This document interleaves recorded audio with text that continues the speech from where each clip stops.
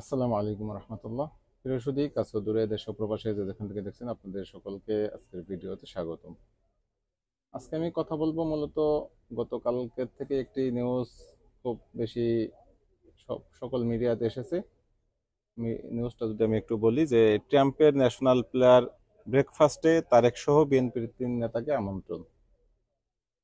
তো এই বিষয়টা বিএনপি তারা তাদের যে মিডিয়া সেল রয়েছে, ফেসবুক ভেরিফাইড যে পেজ রয়েছে তাদের, সেই পেজ থেকেও এই তথ্যটা নিশ্চিত করা হয়েছে বা প্রচার করা হয়েছে, এবং সকল মিডিয়াতে মোটামুটি এগুলি প্রথম সারির যত মিডিয়া আছে সব মিডিয়া এই নিউজটা কভারেজ করেছে।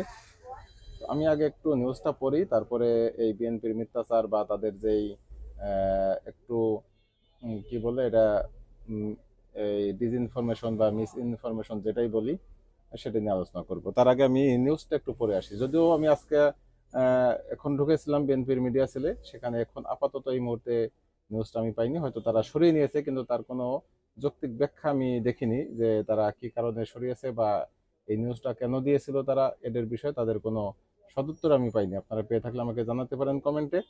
তো আমরা আগে নিউজটা দেখে আসি। আমি পড়তেছি, ট্রাম্পের ন্যাশনাল প্লেয়ার ব্রেকফাস্টে তারেক সহ বিএনপির 3 নেতা আমন্ত্রিত। এখানে কর্পোরেট সংবাদ ডেস্ক, যুক্তরাষ্ট্রের নতুন প্রেসিডেন্ট ডোনাল্ড ট্রাম্পের পক্ষ থেকে ন্যাশনাল প্লেয়ার ব্রেকফাস্ট অনুষ্ঠানে আমন্ত্রণ জানানো হয়েছে বিএনপির ভারপ্রাপ্ত চেয়ারম্যান তারেক রহমান সহ দলটির 3 নেতাকে। তার মানে এখানে ডোনাল্ড ট্রাম্পের পক্ষ থেকে, বিষয়টা একটু ক্লিয়ার হয়েন যে ডোনাল্ড ট্রাম্পের পক্ষ থেকে এখানে আমন্ত্রণ জানানো হয়েছে। জানা গেছে, ন্যাশনাল প্লেয়ার ব্রেকফাস্টে তারেক রহমান, বিএনপির মহাসচিব মির্জা ফখরুল ইসলাম আলমগীর এবং স্থায়ী কমিটির সদস্য আমির খসরু মাহমুদ চৌধুরীকে আমন্ত্রণ জানানো হয়েছে। শুক্রবার বিএনপি মহাসচিব আমন্ত্রণপত্র পেয়েছেন। আগামী 5-6 ফেব্রুয়ারি ওয়াশিংটন ডিসিতে ইউএস কংগ্রেসের নেতৃত্বে আয়োজিত ন্যাশনাল প্লেয়ার ব্রেকফাস্ট অনুষ্ঠিত হবে। প্রসঙ্গত, ন্যাশনাল প্লেয়ার ব্রেকফাস্ট হলো যুক্তরাষ্ট্রের ওয়াশিংটন ডিসিতে অনুষ্ঠিত একটি বার্ষিক অনুষ্ঠান। সাধারণত ফেব্রুয়ারির প্রথম বৃহস্পতিবার এটি অনুষ্ঠিত হয়। এই অনুষ্ঠানে প্রতিষ্ঠাতা ছিলেন আব্রাহাম ভেরিডে। অনুষ্ঠানটি আসলে সভা, মধ্যাহ্নভোজ ও নৈশভোজের একটি সিরিজ। ন্যাশনাল প্লেয়ার ব্রেকফাস্টে বার্ষিক প্রায় 3,500 অতিথি অংশগ্রহণ করেন, যাদের মধ্যে 100টির বেশি দেশ থেকে আমন্ত্রিত অতিথিরাও থাকেন। এই বার্ষিক ইভেন্টে প্রার্থনা, রাজনীতি এবং ব্যবসা সহ সমসাময়িক গুরুত্বপূর্ণ বিষয় উঠে আসে। তাই এতে যোগদান মার্কিন প্রেসিডেন্টের জন্য একটি বিধান বিষয় হয়ে উঠেছে। তো এই হচ্ছে নিউজটা, এবং এভাবেই মূলত বিএনপির যে মিডিয়া সেল সেখান থেকেও প্রচার করা হয়েছিল যে ডোনাল্ড ট্রাম্পের পক্ষ থেকে দাওয়াতটা দেওয়া হয়েছে। এবং ঠিক এর উল্টা দিকে যদি আমরা দেখি, মার্কিন যে যুক্তরাষ্ট্রে যে আমাদের রয়েছে, দূতাবাস রয়েছে, সেই দূতাবাস একটা বিবৃতি দিয়েছে এই বিষয়ে, যেহেতু একটা ভুল ইনফরমেশন তারা দেখেছে বা ডিসইনফরমেশন তারা দেখেছে, এই জন্য তারা ক্লিয়ার করেছে তাদের পক্ষ থেকে। তারা বলেছে যে ন্যাশনাল প্লেয়ার ব্রেকফাস্টে যুক্ত নয় মার্কিন সরকার, অর্থাৎ এখানে মার্কিন সরকারের কোনো সংযুক্ততাই নেই এর ভিতরে, এটা বলেছে মার্কিন দূতাবাস। তো তাদের সম্পৃক্ততা নেই। আবার ওখানে প্রেসিডেন্ট থাকবে, বিষয়টা প্রেসিডেন্ট সেখানে থাকবে, এটা একটা নিয়ম হয়ে গিয়েছে যে বর্তমান প্রেসিডেন্ট ডোনাল্ড ট্রাম্প আছে, এবং আছে বলতে তিনি যখন অনুষ্ঠানটা হবে তখন তিনি প্রেসিডেন্ট থাকবেন, সে কারণে তার উপস্থিতি সেখানে নিশ্চিতভাবেই ধরে নেওয়া যায়। এখানে ডোনাল্ড ট্রাম্প ছাড়া অন্য কেউ থাকলেও সেও কিন্তু এই অনুষ্ঠানে প্রেসিডেন্ট হিসেবে উপস্থিত থাকতেন, এটাই হচ্ছে এখানের নিয়ম। এবং সাথে আরো একজন অতিথি থাকেন। তো যেহেতু এখানে এই আয়োজনের সাথে না ট্রাম্প সংযুক্ত, ট্রাম্প বা সরকার সংযুক্ত বা যুক্তরাষ্ট্র সংযুক্ত, এটা একেবারেই ভিন্ন একটা টপিক, ভিন্ন একটা আয়োজন, অন্য লোকের আয়োজন করে থাকে, সেখানে ট্রাম্পকেও আমন্ত্রণ করবে বা ট্রাম্প এখানে যেহেতু সে এই মার্কিন প্রেসিডেন্ট, এই পদে যে থাকবে সেই এখানে যাবেন, বিষয়টা এমন। তো তারা কি বলেছেন আমরা যদি একটু দেখে আসি, যে যুক্তরাষ্ট্রের ওয়াশিংটনে ডিসিতে অনুষ্ঠিত হতে যাওয়া ন্যাশনাল প্লেয়ার ব্রেকফাস্টের সঙ্গে মার্কিন সরকারের কোনো সম্পর্ক নেই বলে জানিয়েছে ঢাকার মার্কিন দূতাবাস। শনিবার 11 জানুয়ারি রাতে দূতাবাসের মুখপাত্র আশা বে সংবাদ মাধ্যমকে তথ্য নিশ্চিত করেছেন। মুখপাত্র আশা বে বলেন, যুক্তরাষ্ট্র ন্যাশনাল প্লেয়ার ব্রেকফাস্ট নামে কোনো অনুষ্ঠানের আয়োজন করছে না, এটা যুক্তরাষ্ট্র করছে না। এই অনুষ্ঠানের সঙ্গে যুক্তরাষ্ট্রের সরকার সম্পৃক্ত নয়।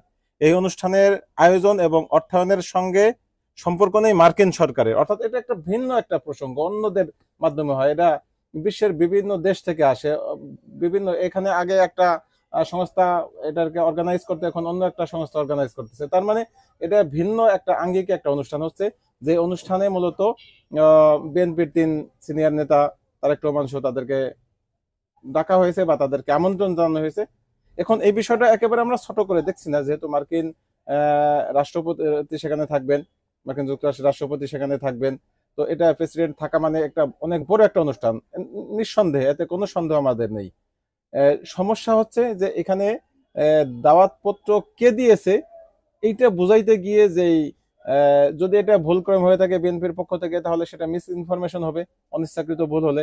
সেজন্য বিএনপির ব্যাখ্যা দেওয়া উচিত যে কেন তারা এই বক্তব্যটা দিলেন, এবং বিশেষত যখন মার্কিন দূতাবাস থেকে এটা স্পষ্ট করা হলো যে এই অনুষ্ঠানের সাথে মার্কিন যুক্তরাষ্ট্রেরও কোনো সম্পর্ক নাই, প্রেসিডেন্টেরও কোনো সম্পর্ক নাই।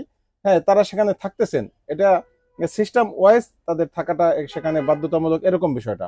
অর্থাৎ প্রেসিডেন্ট যেই থাকবেন তিনি এখানে উপস্থিত থাকবেন বা তাকে উপস্থিত করা হবে, বা উপস্থিত হওয়াটাই এখানে বিধান। বাট এখানে আয়োজক বা উনার ব্যবস্থাপনায় সবকিছু হচ্ছে, বা উনি সকলকে দাওয়াত দিচ্ছেন, বা এই দাওয়াতের সাথে উনার কোনো সম্পর্ক, বিষয়টা একেবারেই তা নয়। তো এখানে কেন তার নামটা ব্যবহার করা হবে? এই নামটা ব্যবহার না করলেও কিন্তু বিএনপির এখানে মর্যাদা অনেক বাড়তেছে, কারণ এই অনুষ্ঠানে ইতিপূর্বে বিএনপি কখনো দাওয়াত পেয়েছে বলে আমার জানা নেই। তো যেহেতু এই প্রথম তারা দাওয়াত পেয়েছে, এবং মার্কিন যুক্তরাষ্ট্রের একটা অনুষ্ঠান যেখানে স্বয়ং মার্কিন যুক্তরাষ্ট্রের প্রেসিডেন্ট উপস্থিত থাকবেন, তার মানে এটা অনেক গুরুত্বপূর্ণ একটা অনুষ্ঠান।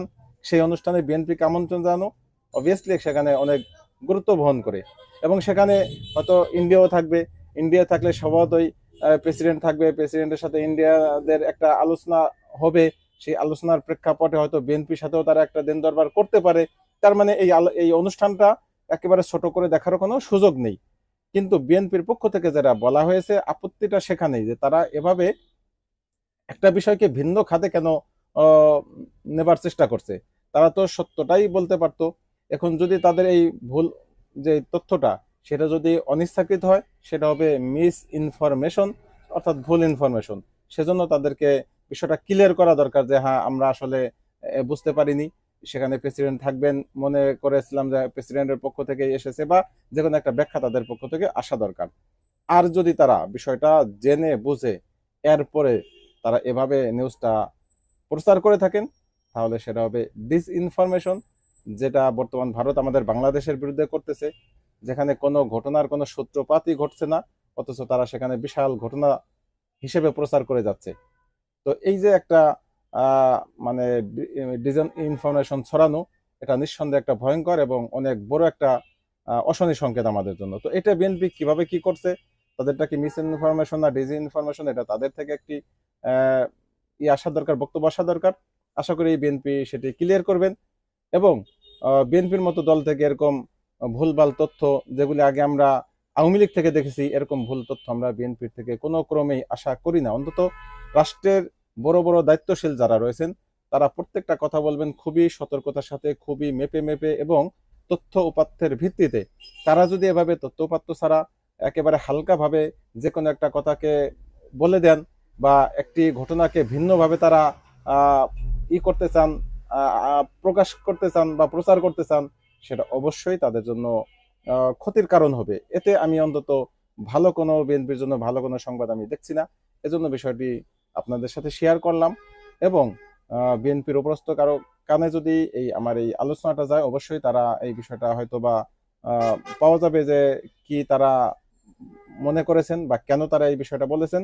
অবশ্যই তারা যে ভুল করেছেন, ইচ্ছাই করুক অনিচ্ছাই করুক, তার প্রমাণ হচ্ছে এখন এই মুহূর্তে তাদের পেজে আমি এই তথ্যটা পাইনি, যে কারণে তারা এই তথ্যটা নিয়ে যেহেতু উঠিয়ে নিয়েছেন, তার মানে তারা এখানে ভুল করেছেন, এটা তারা মনস্তাত্ত্বিকভাবে স্বীকার করে নিয়েছেন। কিন্তু বিষয়টা এই পাবলিকলি এই বিষয়টাও ক্লিয়ার করা দরকার, যেহেতু বিষয়টা সকল মহলে চলে গিয়েছে, সকল মিডিয়াতে কিন্তু নিউজটা এসেছে। মিডিয়ালারা কিন্তু এই নিউজটা তারা তাদের পেজ থেকে সরিয়ে ফেলেনি, এবং তাদের এই নিউজের কারণেই মূলত মার্কিন দূতাবাস তার একটা বিবৃতি দিতে বাধ্য হয়েছে। অতএব বিষয়টা ক্লিয়ার হওয়া দরকার। আজকের মতো এই পর্যন্তই। ভালো থাকবেন। আল্লাহ হাফেজ। আসসালামু আলাইকুম রহমতুল্লাহি ওয়া বারাকাতুহু।